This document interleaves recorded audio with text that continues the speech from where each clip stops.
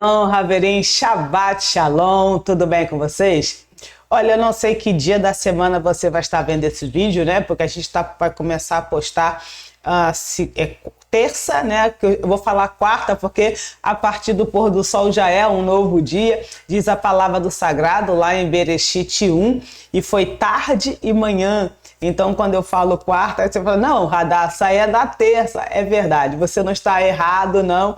E eu também não, né? Porque, na verdade, como eu falei, o dia começa para a gente no pôr do sol. Então, falando pelo calendário gregoriano, então toda sexta-feira a gente vai estar postando e toda terça e toda sexta.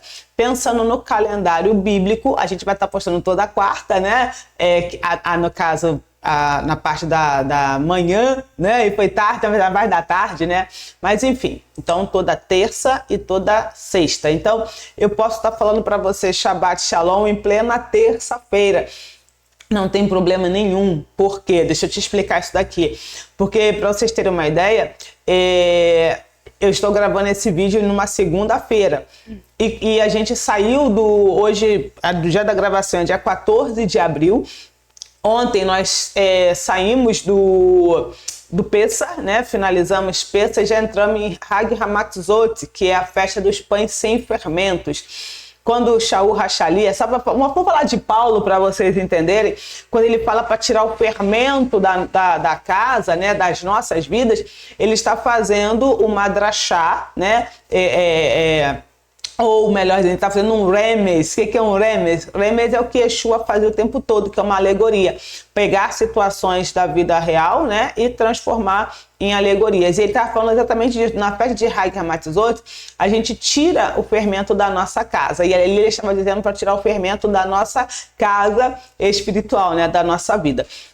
Então, ontem, quando terminou, eu estava lá, literalmente, tá? Eu estava lavando a louça do finalzinho de Pessah, né? E eu falei assim, caramba, já sei o que eu vou fazer pro próximo Shabbat de comida.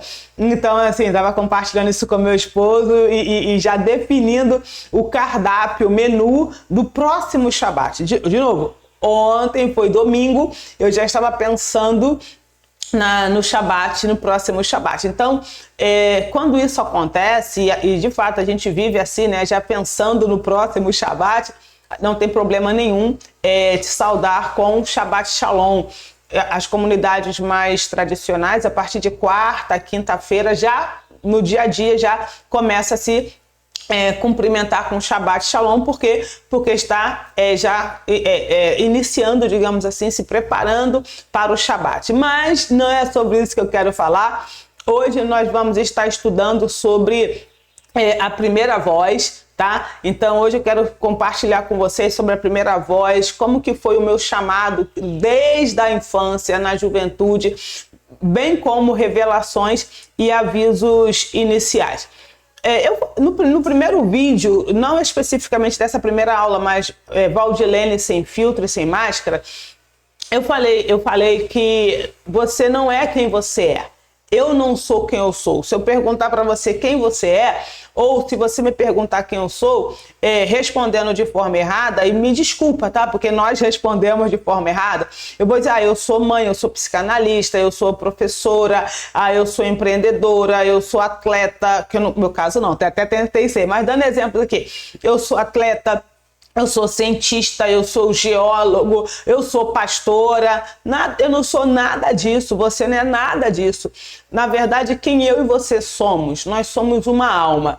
E é isso que eu queria muito que você colocasse dentro da sua cabeça, porque isso vai fazer, isso é a base fundamental para a nossa aula de hoje. Existe um filme muito bom que é O Pássaro Azul. É um filme maravilhoso, está disponível no YouTube, O Pássaro Azul. E esse filme, ele retrata literalmente que as almas estavam no Shammai, né? As almas estavam no céu. E sim, a partir de agora eu vou falar em hebraico e português para você já ir se acostumando. Elas estavam no Shammai.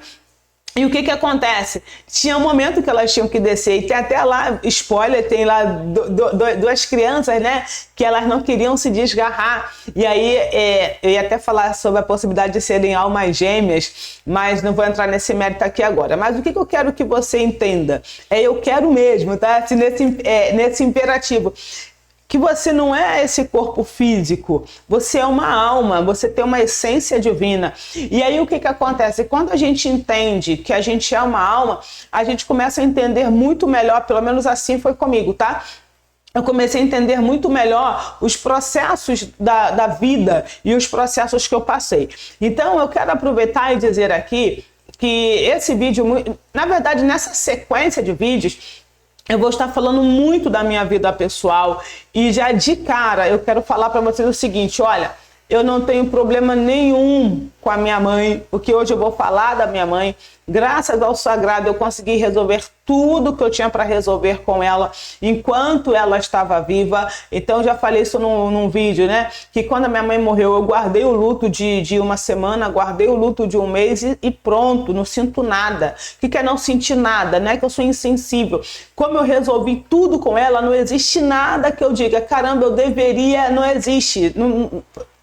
O Eterno não me revelou o que eu poderia ter feito pela minha mãe, porque tudo que eu podia fazer e até o que eu não pude fazer eu fiz por ela. Então não tem problema nenhum com a minha mãe. Então, atuando como psicanalista, eu quero contar uma situação muito curiosa.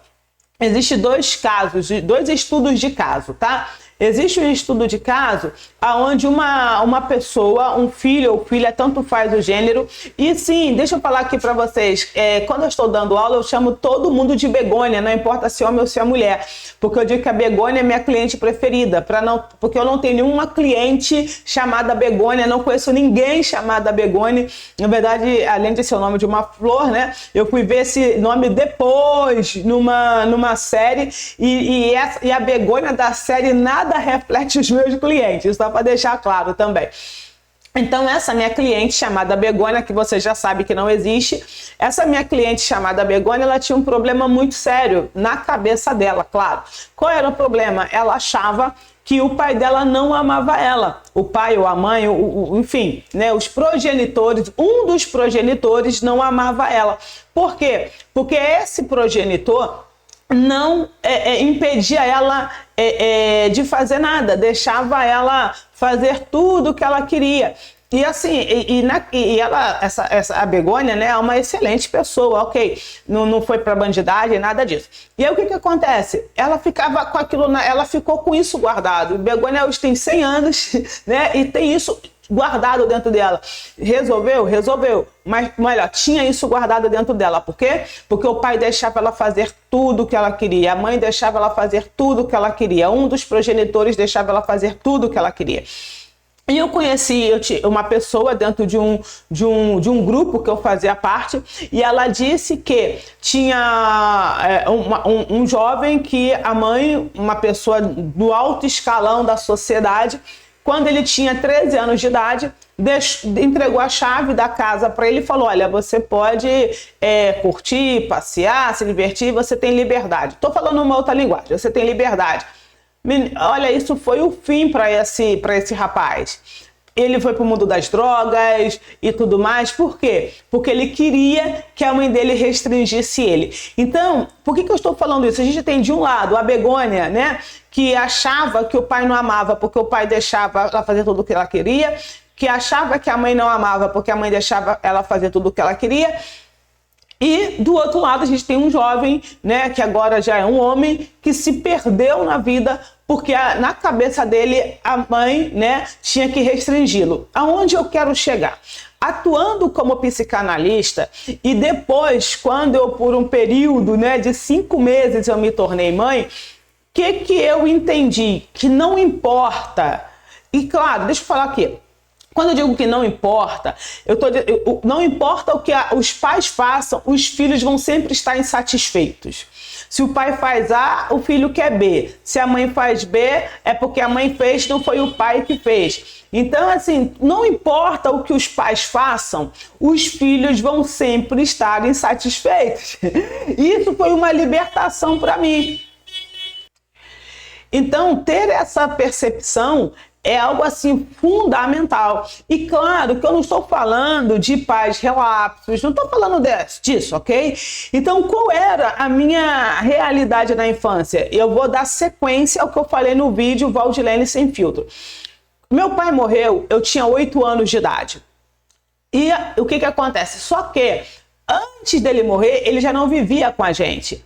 E assim sendo, minha mãe, de novo, antes do meu pai morrer, minha mãe já tinha que trabalhar, porque meu pai não provia as nossas necessidades. E aí o que acontece? Eu não pude ter uma mãe presente. Eu digo que a minha mãe foi, as minhas mães, né, que eu tive várias mães, foram exatamente quem? As mães das minhas amigas. E eu louvo ao Eterno, por isso que eu quero falar desse chamado, essa voz, essa primeira voz na primeira infância. Deixa eu fazer um paralelo aqui, gente, eu vou lá e vou voltar. Eu preciso que você tenha muita atenção na aula de hoje, tá? O que acontece? Eu disse para você que você é uma alma. Então, quando você estava no Chamai, estava nos céus, no Chamai, no céu, com o sagrado, e quando você baixou para esse mundo, é natural que a sua vida esteja traçada. Eu não estou aqui falando de predestinação e nem de livre-arbítrio, não estou falando de nada disso. A sua vida já está traçada, haja vista que o sagrado sabe de tudo devido à sua onisciência.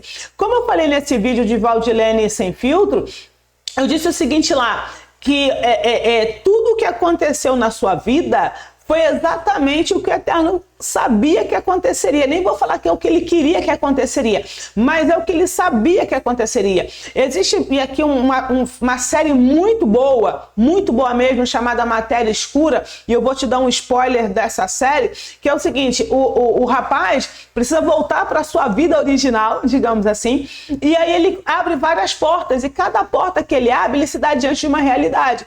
Mas para ele abrir uma porta, ele tem que fazer o que primeiro? Ou melhor, ele só consegue voltar para a sua realidade quando ele está com... Não é muito bem isso, mas com a intenção correta, com a kavaná correta, com os desejos e emoções corretos. Até ele chegar nesse lugar de emoção correta, ele passou por várias portas, por várias situações, por várias realidades, e em cada uma delas ele poderia permanecer. E é exatamente isso que acontece conosco. A gente passa por cada decisão que a gente toma, mesmo que seja apenas consciente, que eu não fale para ninguém, eu decidi que eu não vou mais, sei lá, falar com fulano, né? Ou nem falar, porque o fulano vai perceber. Eu percebi que eu vou falar um pouco menos, 1% a menos com fulano. Um exemplo bem doido aqui. É natural que esse 1% é totalmente imperceptível, mas é imperceptível para o fulano, mas você criou uma outra realidade que é com menos 1%. E você passa a viver naquela realidade, ou seja, isso é mecânica quântica. Cada tomada de decisão que a gente tem, cada emoção que a gente expressa fora daquilo que o sagrado tem, vai gerar para a gente uma realidade. E claro que tudo vai ter suas consequências. Então, onde eu quero chegar? Eu tive várias mães e cada uma dessas mães foram elas que me orientaram para eu ser quem eu sou hoje.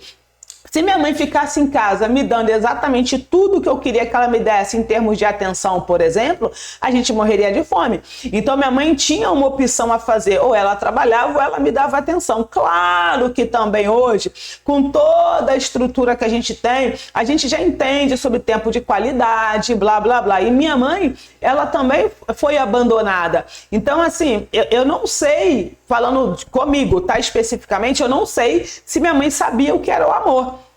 Eu realmente não sei. Então, quando eu digo que você é uma alma, que eu e você somos uma alma, isso significa que quando nós baixamos, né, quando nós encarnamos, né, assumimos essa realidade, naturalmente existe um plano do Eterno para nós. Se assim não fosse, ele não ia dizer, no meu caso, olha, eu vou fazer de você uma missionária, que hoje eu entendo que o termo correto é uma xalia.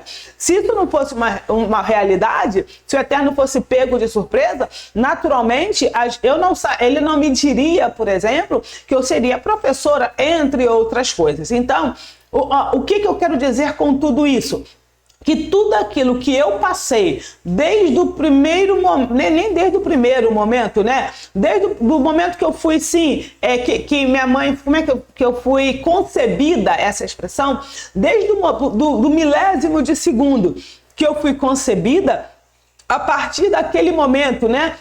A minha alma começou, que é a minha essência, quem eu sou, começou a uma trajetória, preste atenção, começou numa trajetória onde toda 100%, não é 99,999, não, 100% de tudo que aconteceu teve uma finalidade. E Yeshua fala assim, olha, aquilo que eu faço hoje tu não entende, compreenderás depois. Então, tudo que aconteceu na minha vida, desde o momento que eu fui concebida até esse exato momento, o que vai acontecer posteriormente, foi para quê? Foi tudo isso, tudo que eu passei até ontem, vamos pensar dessa forma, só didático, tudo que eu pensei até ontem me serviu de base para eu estar aqui agora gravando esse vídeo.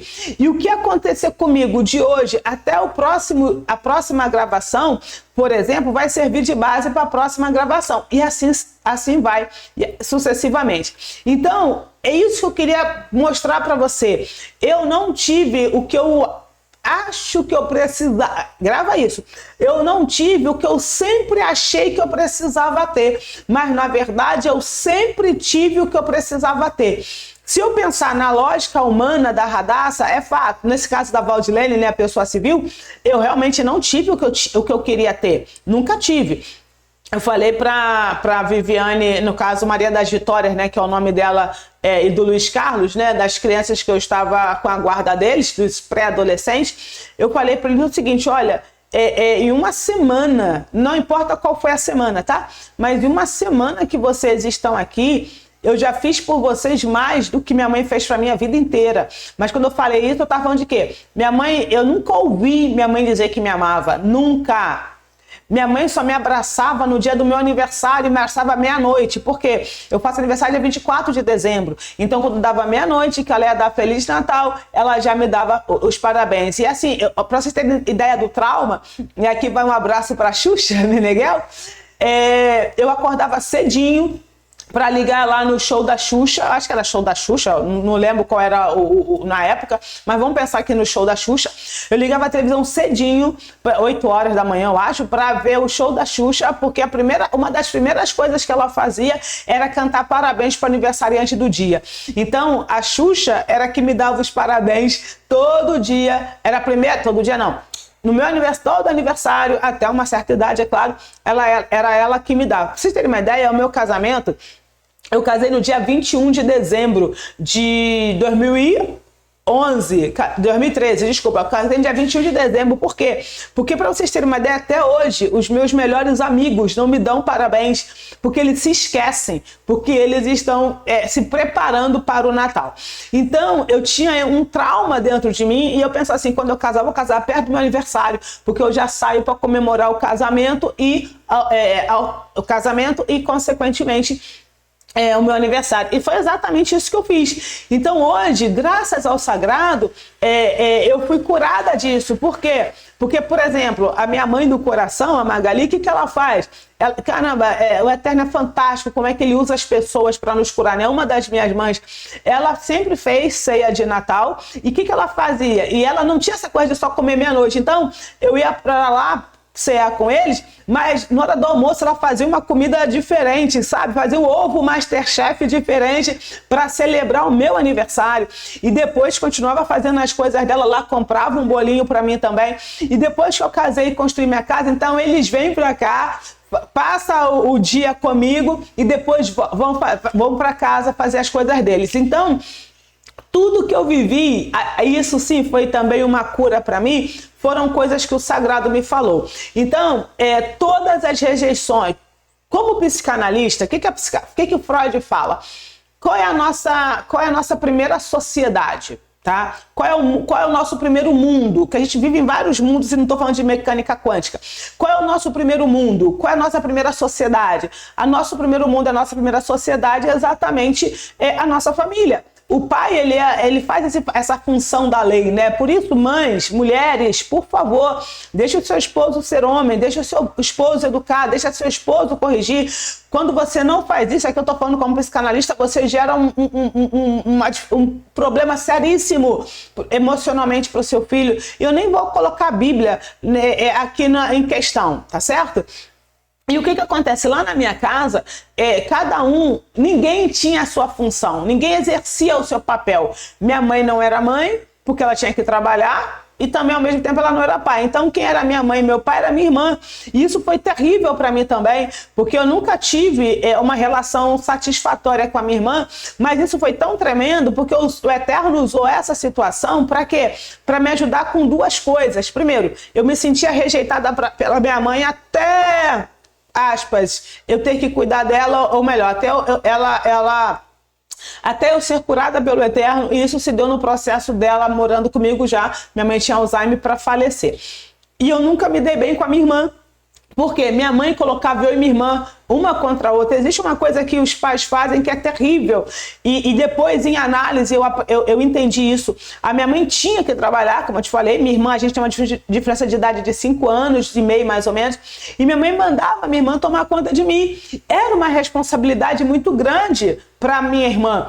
E detalhe, eu vejo atuando como psicanalista, pessoas que estão com a vida destruídas, porque os pais dizem assim, olha, toma conta do teu irmão, você é o irmão mais velho, você tem que tomar conta do teu irmão, da tua irmã, não importa. A função do teu filho mais velho não é tomar conta do irmão mais novo, não é essa. Eu entendo que há situações como a minha mãe, ela não podia ficar em casa, eu entendo, mas por favor, não faça isso. Uma das crianças, né, no nosso grupo de apoio à adoção, quando teve que se separar do irmão, e não vamos entrar no mérito aqui, por favor, não deve separar os irmãos, não vamos falar do que a gente não sabe, ok? E essa criança precisava se separar do irmão, mas ela não se separou e voltou para a instituição para ficar junto com o irmão, porque a mãe... Que nesse caso é real, tá? Tem problemas mentais. Aqui fica aqui o salvaguarda, né? O salvoconduto, que a mãe tem problemas mentais, falou assim, olha, só toma conta do teu irmão para mim. Então, o filho mais velho, caramba, já era. Aspas, até ter consciência, acabou com a vida dessa pessoa. Então, pais, o seu filho mais velho não é o teu substituto na educação dos filhos mais novos. Existem situações que acontecem, claro, igual a minha mãe. Minha mãe teve que ir para a rua. Então, mas tome cuidado, eu acho que dá para a gente pensar não. Eu acho que dá pra gente agir de forma diferente, porque os irmãos não são responsáveis uns pelos outros, ok? Então, assim, a minha irmã era quem? Minha irmã, psicanaliticamente falando, ela era quem? Ela faz o papel de todas as figuras dos meus relacionamentos de amizade e tudo mais, sabe? Sem ser nessa figura paternal. Então, por exemplo, minha irmã faz a figura dos meus colegas de trabalho, dos meus colegas de classe, enfim. Então, a sociedade que a gente tem é essa. Então, o seu pai é a lei, é ele que coloca ali a ordem, tem a mãe para ser ali a que vai cuidar do lar, não entrando no tom pejorativo, que não existe nenhum tom pejorativo aqui, e tem os irmãos que vão compor essa sociedade. Então, se o pai não for pai, se a mãe não for mãe e o irmão não for irmão, essa estrutura ela é toda corrompida. E foi assim que eu cresci, com muita dificuldade de acreditar e de confiar nas pessoas. Eu não contava os meus problemas para ninguém, eu não chorava, não choro até hoje, não chorava. Então, assim, isso tudo serviu para quê? Hoje, gente, eu já fui rejeitada pela minha mãe, cresci com isso, eu já fui rejeitada por várias pessoas, eu me sentia usada pela minha irmã, eu já fui usada mesmo, sabe? Me pus também nesse papel de ser usada, eu fui usada por muitas pessoas. Isso tudo por quê? Porque eu não tinha uma estrutura familiar. Mas o que eu não entendia, e agora eu vou entrar aqui nos pontos, digamos que bíblicos, o que eu não entendia? E eu entendi, aspas, agora, nesse aspas, tipo assim, já adulta e tudo mais.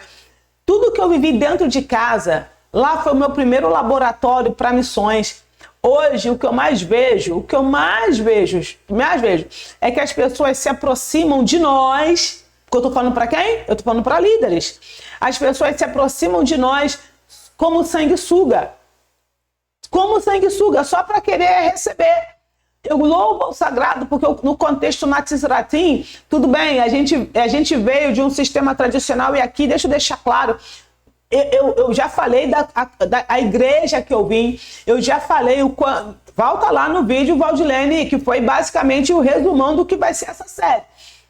Eu já falei que eu honro a pastora Antonieta Rosa, amo as irmãs de oração, não tenho que falar mal da Assembleia de Deus Porta das Ovelhas, hoje a DEVEC do Largo do Bicão.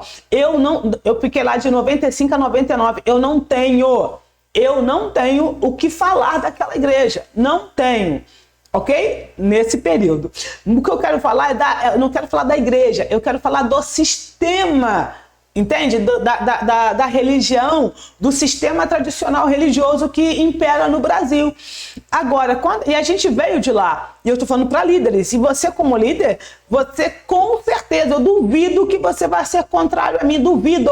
Coloca aqui nos comentários, Valdilene, eu não concordo com isso. Radassa, eu não concordo com isso. Eu nunca passei por isso. Diz para mim, você líder, você nunca passou por pessoas que só se aproximou de você para te sugar, para usufruir dos benefícios que você tinha para oferecer, dados pelo Eterno, claro, mas nem sempre a gente tem essa percepção. Eu convivi com pessoas que estavam comigo enquanto elas estavam na lama. A partir do momento que oramos juntos, jejuamos juntos, pagamos um preço juntos, o que acontece? Que elas se reergueram, me permita a expressão popular, caíram fora. Eu já convivi com pessoas que não queriam ficar comigo porque a igreja era pequena, então mas só queria os benefícios, só queria ficar e queria ir para as igrejas grandes. Então, eu convivi com esse tipo de pessoa. Eu convivi com pessoas que falavam uma coisa comigo e falavam outra coisa completamente diferente para outra pessoa. Eu quero que você coloque nos comentários se você nunca passou por isso. E não tem como citar todas as coisas. Tudo que eu vivi, preste atenção nisso, tudo que eu vivi dentro do sistema religioso tradicional, tudo que eu vivi em missões, todas as provações de alimento, e até mesmo ter dinheiro e não poder comprar, porque foi assim no Paraguai, tudo que eu vivi, estou lembrando de uma situação que eu vou compartilhar com vocês agora. Em missões, no sistema religioso tradicional, tudo eu vivi primeiro dentro de casa.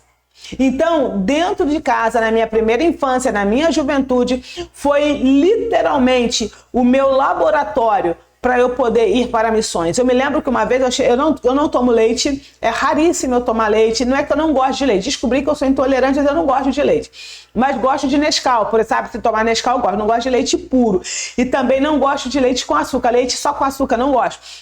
Quando a minha sobrinha, tem 24 anos atrás, mais ou menos, eu cheguei em casa da igreja, nossa, com uma secura para querer tomar leite. Não, minto, eu estava dormindo, eu acho, não me lembro exatamente. Eu sei que houve um momento da noite que eu estava com uma secura para tomar leite, assim, insuportável.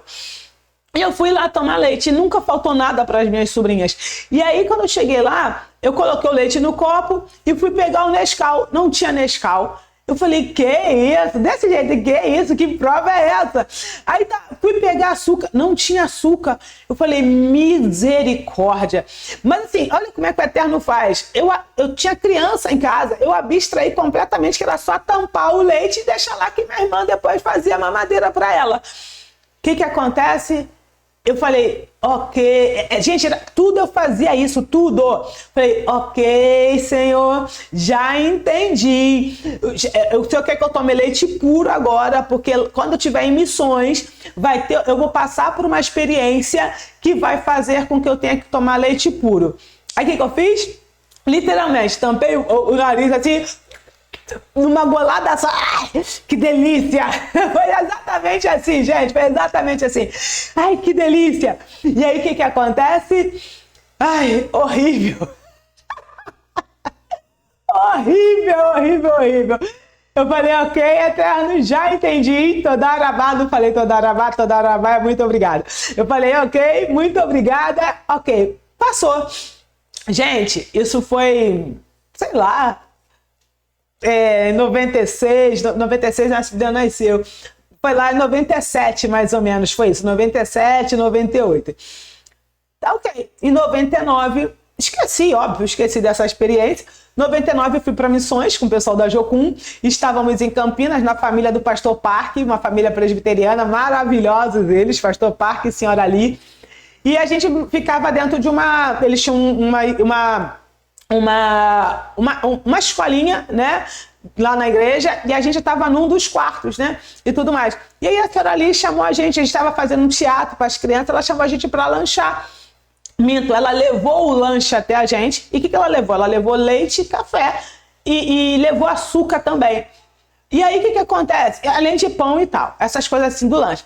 Quando chegou lá, eu fiquei com vergonha de pedir a ela Nescau ou achocolatado. E pasmem, eu tive que tomar leite com açúcar. Gente, no último, e fingindo e fazendo cara de paisagem, tá? Fazendo cara de, nem de paisagem, fazendo cara de felicidade, para não pegar mal. Olha, diante do sagrado eu digo isso para vocês. No último gole que eu dei, no último gole que eu dei, o sagrado me fez lembrar da experiência que eu vivi 1 ano e meio, 2 anos atrás lá em casa. Então, é isso que eu quero mostrar para vocês, que desde você é uma alma, e por você ter uma alma, você tem uma missão, tem uma jornada. Saindo de Babilônia, né? A jornada do despertar, você tem uma jornada pela frente. E é exatamente isso que o Eterno fez com você. Tudo que você passou serviu exatamente para isso. Então, esses foram as minhas primeiras, sabe? Os primeiros momentos da minha... Só um minutinho aqui. Esses foram os primeiros momentos da minha vida, falando em termos de espiritualidade. Eu tô lembrando agora, já que a gente está falando de infância, juventude, dessas revelações, eu tô lembrando aqui uma coisa. Eu fui fazer um trabalho escolar na casa de uma colega, e lá no Rio de Janeiro, na Vila da Penha, tem uma rua chamada Irapuá. Quem é da área vai saber. E lá, essa é a rua chamada Rua do Tobogã, porque ela tem faz assim, sabe? Então, quando a pessoa sobe a todo vapor para poder fazer aquele friozinho na barriga, é a Rua do Tobogã. E eu tive várias experiências aqui, eu quero contar essa para vocês. Aí eu fui fazer esse trabalho, eu com algumas colegas. E o que acontece? Alguns colegas, a mãe dessa minha amiga, Jaqueline, a mãe dela falou assim, vai comprar Coca-Cola para vocês lancharem. E aí na correria, ainda existia aquelas garrafas de vidro, né? Na correria, na farra da juventude, fazer um trabalho, nós pegamos uma garrafa de Pepsi. E quando a gente chega no meio do caminho, a gente percebe que a gente pegou a garrafa de Pepsi. E não, pegamos a garrafa errada, voltamos para trocar a garrafa. Quando a gente retorna, gente... sei lá, poucos metros à frente, um carro capota. Nós ficamos, assim, aturdidos.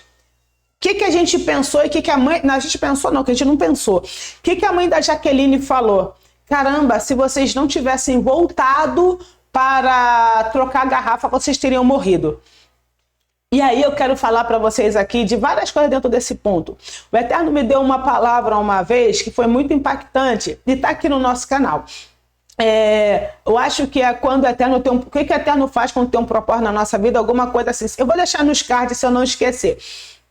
O que acontece? Quando o Eterno te dá uma palavra, quando o Eterno tem um chamado na sua vida, ele é o responsável por fazer ou para fazer com que tudo coopere para que aquele chamado aconteça.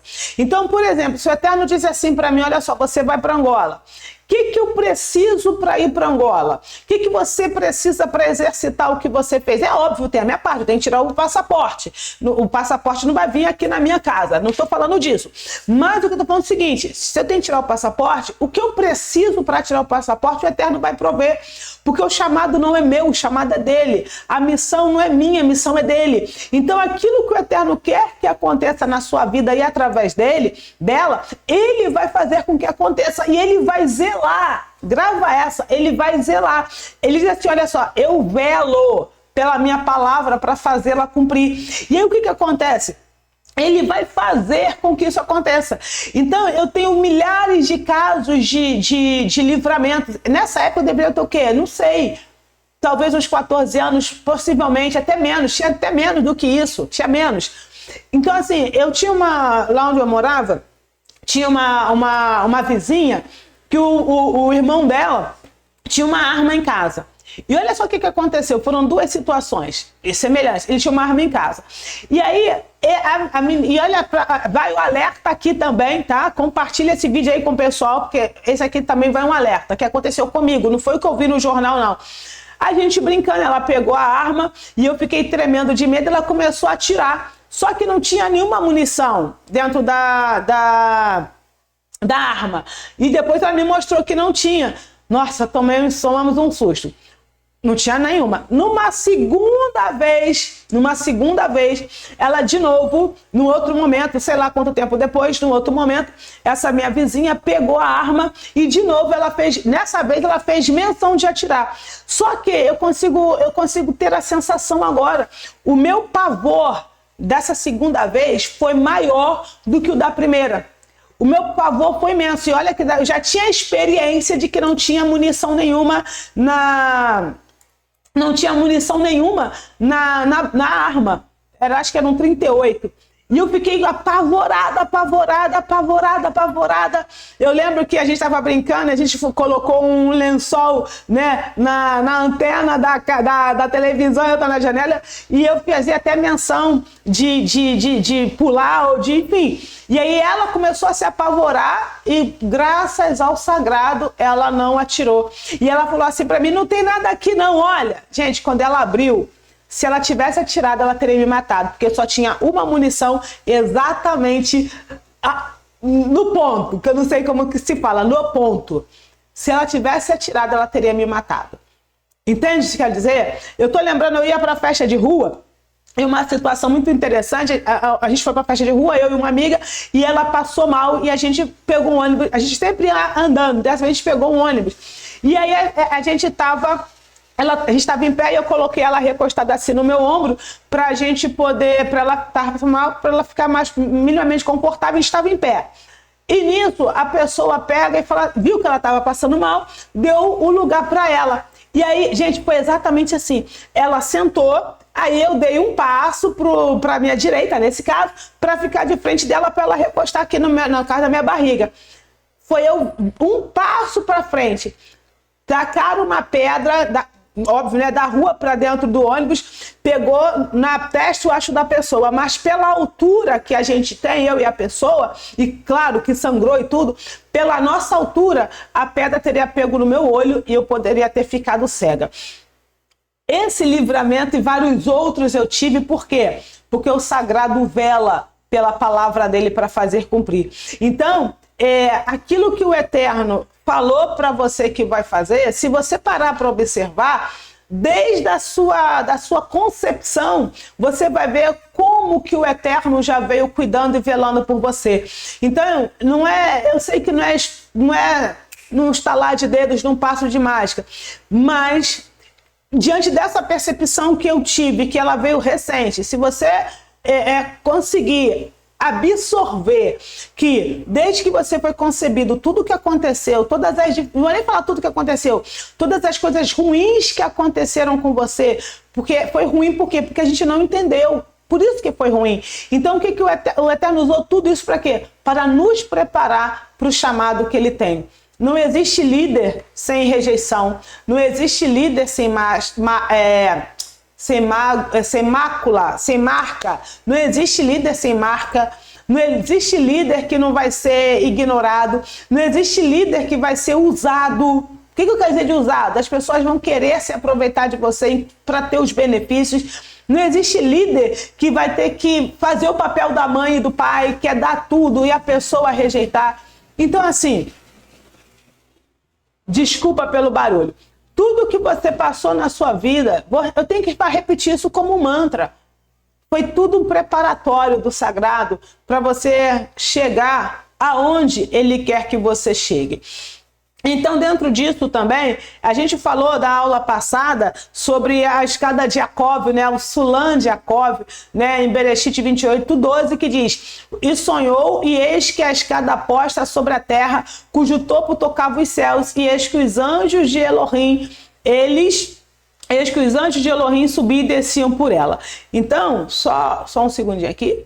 Então, essa é uma das percepções que a gente precisa ter diante do sagrado. Por quê? Porque tudo que ele fez, tudo que ele faz para o bem, ele faz, ok? Tudo que o sagrado faz para o bem, ele faz. Então eu já te falei como é que... e tem essa questão também do despertar, né? Eu quero compartilhar com vocês essa questão de que por que o Eterno, se é que eu posso dar essa expressão do porquê o Eterno fez tudo isso, eu compartilhei com vocês, até no vídeo passado também, sobre a visão, né, dos sonhos que eu tinha de no centro ter uma igreja católica e todos os caminhos que eu ia, eu dava na igreja. Uma coisa a gente precisa entender, porque supondo que você seja um católico, tá? Vamos falar assim, supondo que você seja católico e esteja vendo esse filme é ótimo, esse vídeo, você pode falar assim, então tá, Radassa, então você tá no lugar errado porque o sonho que você teve era com a igreja católica. Ou, de repente, você é cristão, vai falar assim, olha, então não entendi, você sonhou com a igreja católica e agora tá no judaísmo, Natsiratim e tal. Deixa eu explicar para vocês.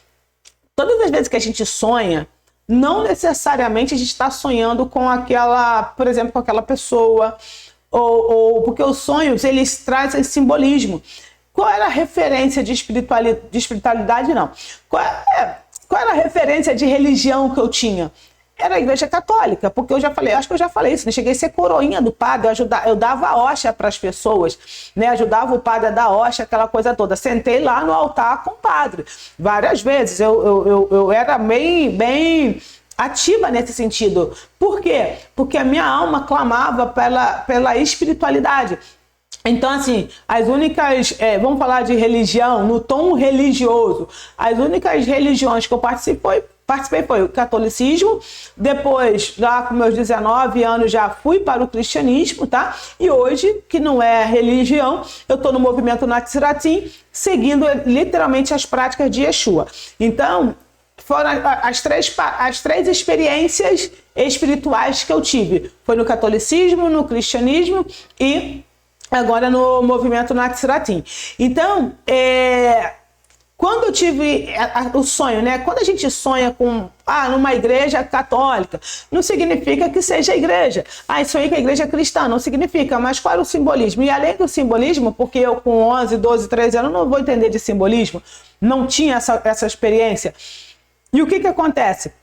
Era a referência que eu tinha. Então, às vezes, você vai sonhar com a sua mãe, mas não é a sua mãe. Você vai sonhar com seu pai, não é o seu pai. Você vai sonhar comigo, não é comigo. Mas o simbolismo que está por trás disso, né? Da representatividade daquilo para mim e para você. Então, isso é importante, porque a gente falou dos quebra-cabeças, porque eu estou te provando que a sua história está dentro da Bíblia. Então, foi isso que aconteceu. Aí vieram, então, agora, isso foi tudo oculto. Então, em 99, eu fui para Jocum e comecei a minha jornada como um shaliach, né? Como uma shaliach, como uma enviada, como uma missionária, como uma emissária do sagrado. E aí, o que acontece? Eu não vou saber exatamente a data, eu teria que olhar nos meus guardados, mas tem coisa de 1 ano, mais ou menos, o Eterno me deu uma palavra. Eu estava no meu período de meditação e, a propósito, a partir da 3ª ou 4ª aula, a gente vai começar a fazer meditações aqui, se der tempo, vamos começar a fazer meditações, porque para te ajudar a entrar nessa outra realidade e criar a sua realidade. Mas, enfim, numa das minhas meditações, o Eterno falou assim para mim, coma o fruto. Eu falei, opa, não, como assim? Achei que o Eterno estava me testando. Por quê? Porque lá em Bereshit 2:17, Bereshit é Gênesis, o Eterno falou assim, olha, mas da árvore do conhecimento do bem e do mal, dela não comerás. E aí, o que o Eterno falou para mim? Coma o fruto. Eu falei, não... Não, o senhor falou para não comer, tá mandando eu comer? Aí eu fiquei ruminando aquilo, né, cheio de medo. E aí depois eu lembrei que o Eterno falou lá em, deixa eu pegar aqui a referência, em Shemote 19:12, Shemote é Êxodo, quando o Eterno vai dar, e a gente vai dar, da data da gravação, daqui a 48, 49 dias, a gente vai estar celebrando Shavuot, que é a outorga da Torá, mal traduzido, enfim, como Pentecoste, não vou entrar nesse método das traduções, não é esse o vínculo aqui, para Pentecostes. Então, assim, em Shavuot o Eterno deu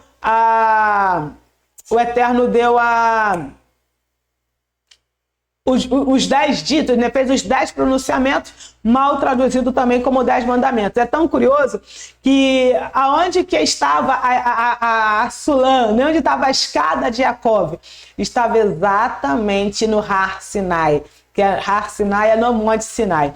Estava exatamente ali. Na Jocum, eu tive a visão do monte, aí depois...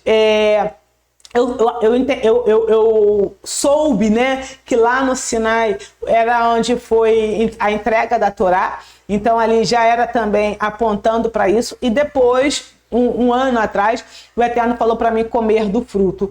E aí, quando o Sagrado disse, vai aqui, ó, uma revelação para vocês que é fantástica.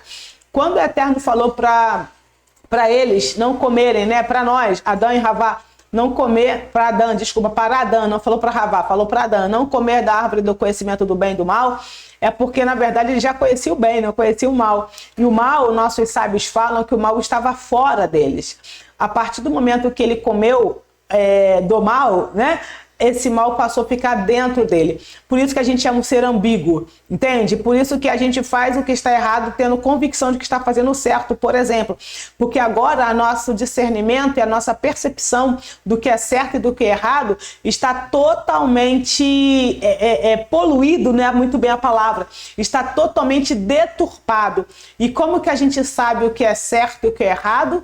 Como que a gente sabe o que é o bem, o que é o mal? Apenas quando a gente entende a Torá do Sagrado, que é as instruções para a vida do Sagrado, que é a lei do Sagrado que está nos 5 primeiros livros da Bíblia. Quando a gente fala de Torá, a gente está falando dos 5 primeiros livros da Bíblia.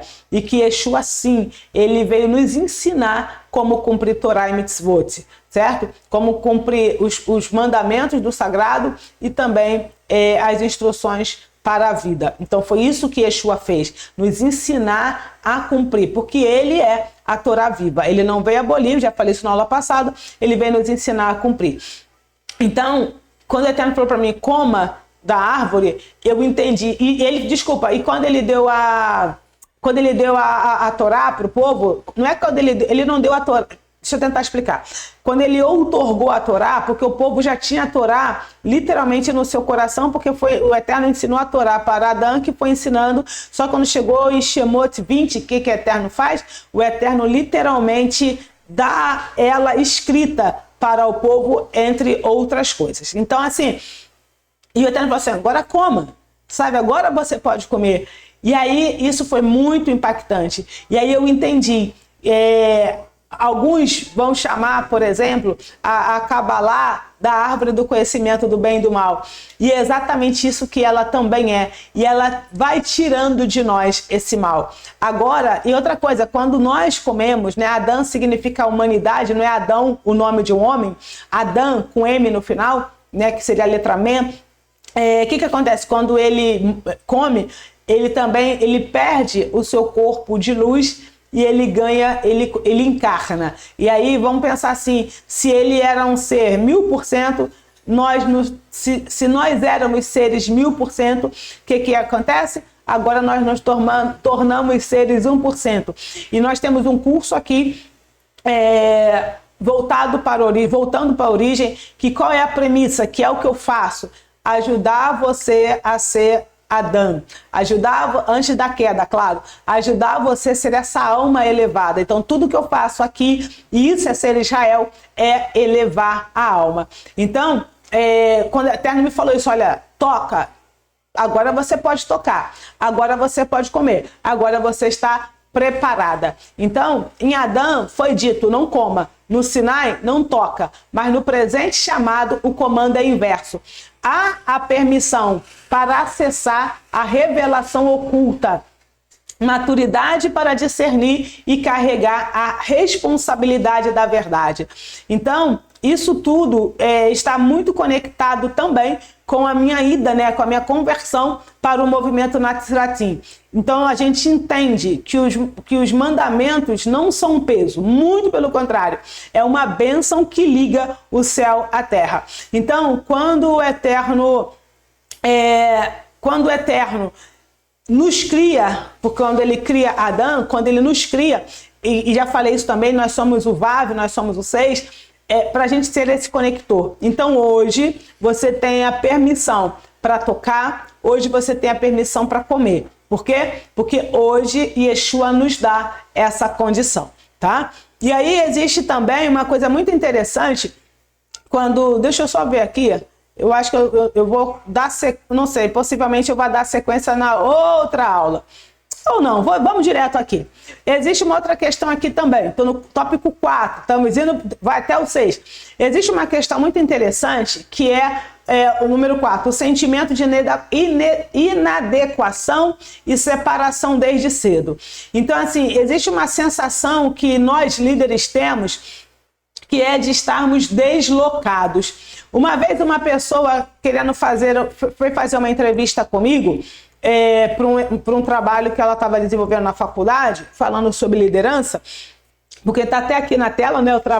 Eu desenvolvo líderes, tá? Você pode levar essa imersão para a sua instituição, seja a igreja, seja a sinagoga, seja empresas, tá? É a imersão Leader Training. E ela veio me perguntar qual é a maior dor de um líder. E aí eu vou dizer para vocês uma coisa. Não sei se existe como se fosse a principal de todas, mas eu tive que falar da minha realidade. A minha maior dor hoje eu já sei lidar com isso. Na época, quando ela me perguntou, nem sei quanto tempo tem isso. Na época que ela me perguntou, a maior dor de um líder é literalmente a solidão.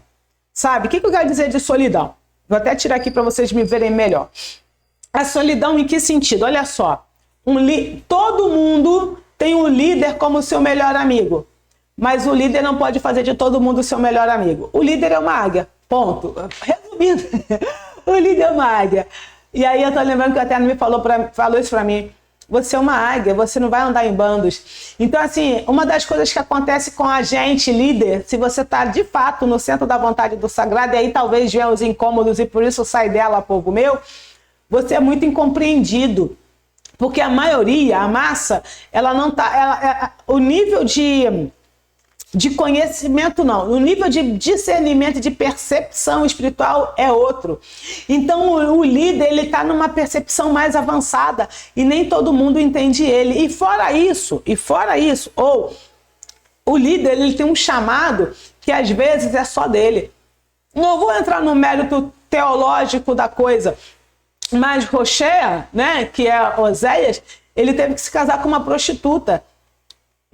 Se você é meu discípulo e diz pra minha seleção, o Eterno me mandou casar com uma prostituta, eu vou falar assim, sai fora, meu filho, não foi o Eterno que te falou isso, não. Se você é meu discípulo e falar assim pra mim, olha só, o Eterno me chamou deixa eu não sei, acho que é Bogotá, não sei, não lembro agora se é Bogotá, o lugar mais perigoso do Brasil, do mundo. O Eterno me chamou para ser missionário lá em Bogotá. Eu vou falar assim, querido, cai fora, sai dessa. Não. Eu ouvi uma história muito, muito impactante. Um rabino ultra-ortodoxo,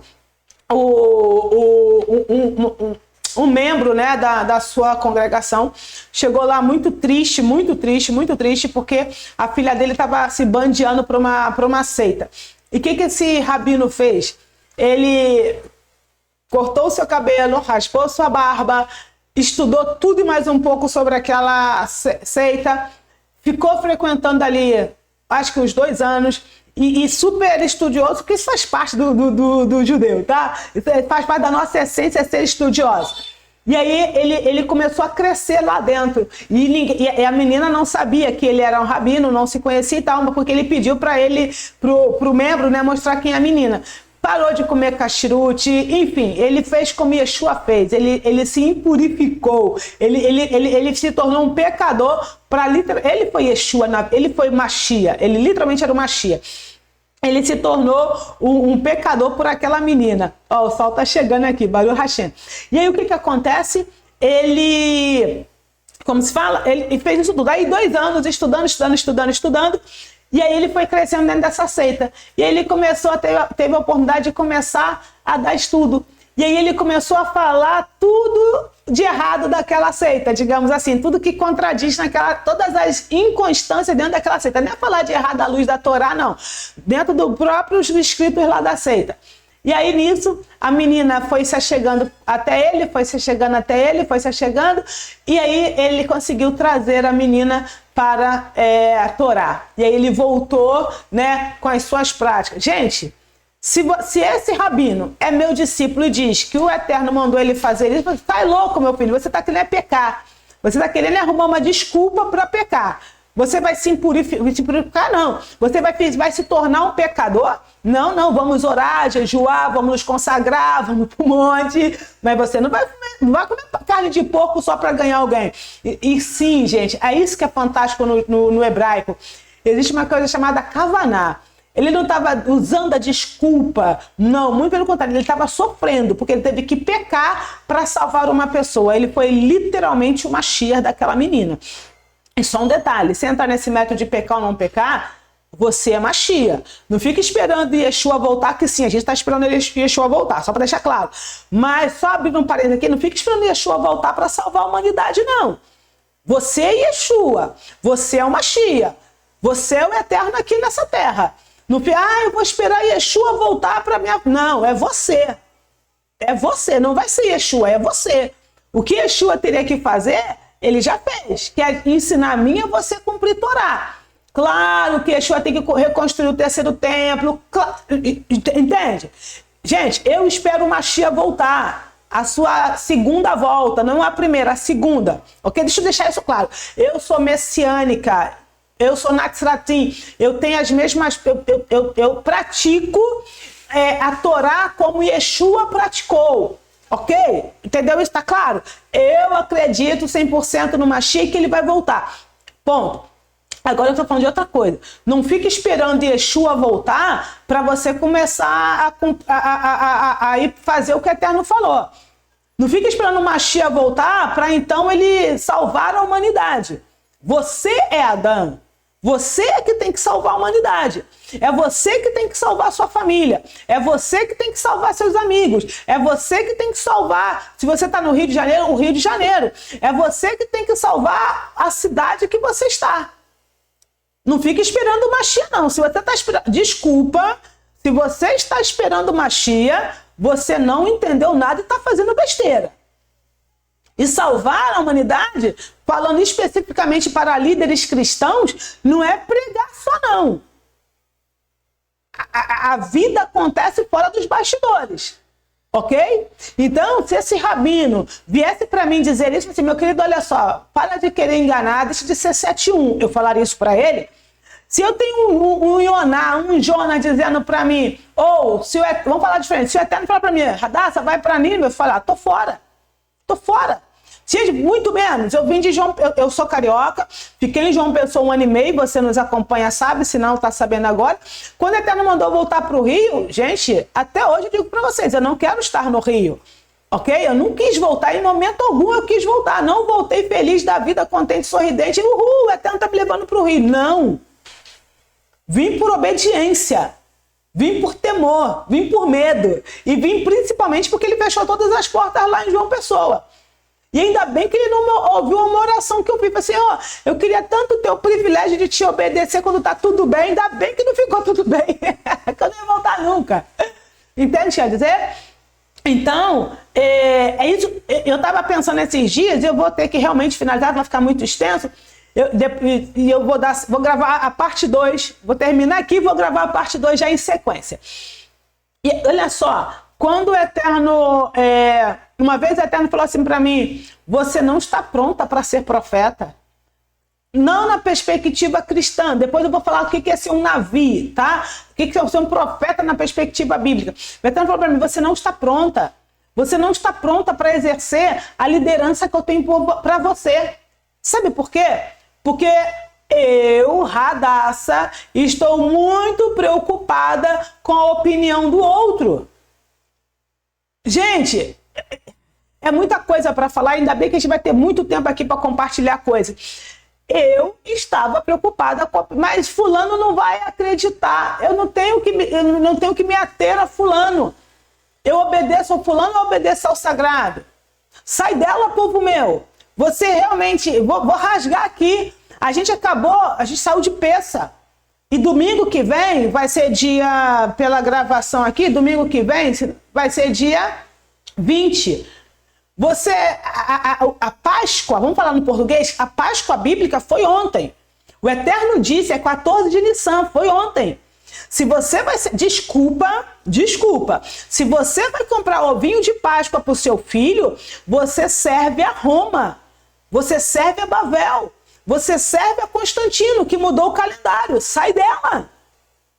Se você quer dar um animal para o teu filho, dê um cordeiro. Não um coelho. Dê o fruto, né, digamos assim, que um cordeiro dá. E não do que um coelho dá, que detalhe. Nunca vi coelho botar ovo. Talvez exista, eu nunca vi. Então, de novo, aí eu vou falar da forma que eu não gosto de falar. Eu vou falar de religião. De fato, você está na religião correta. Porque o cristianismo diz para fazer dessa forma e você está fazendo. Agora, só não pode dizer que é isso que o Eterno quer para a sua vida, porque não é.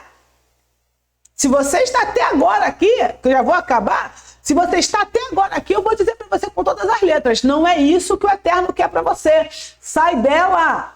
Deixe de ser testemunha, deixe de ser cúmplice dos flagelos, das abominações, das transgressões à Torá que Bavel faz e que induz o povo a fazer. E detalhe, o povo do sagrado está dentro de Bavel. O povo do sagrado está dentro de Babilônia. A gente vai falar de Babilônia daqui a 2, 3 lições. Mas para agora sai dela. Não tem as mesmas práticas de Bavel. Quando eu pratico... Sabe o que é ser filho no judaísmo? Ser filho no judaísmo é seguir o exemplo de... Eu estava vendo aqui a pessoa falando, um rabino falando que Esaú, ele era filho da serpente. Mas como assim? Ele nasce de 2, você sabe quem que é Rebeca e Jacó, Rivka e Jacob? Por que ele era filho da serpente? Porque ele tinha as mesmas práticas da serpente. Então, para ser filho do Eterno, tem que praticar o que o Eterno pratica. Para ser filho do Eterno, tem que praticar o que Yeshua praticou. E aí eu vou terminar aqui e você vai me ver com a mesma roupa, porque eu vou dar sequência só para não ficar 2 horas aqui de gravação, tá bom? Então, cuidado. Shalom, shalom. Lehi traot.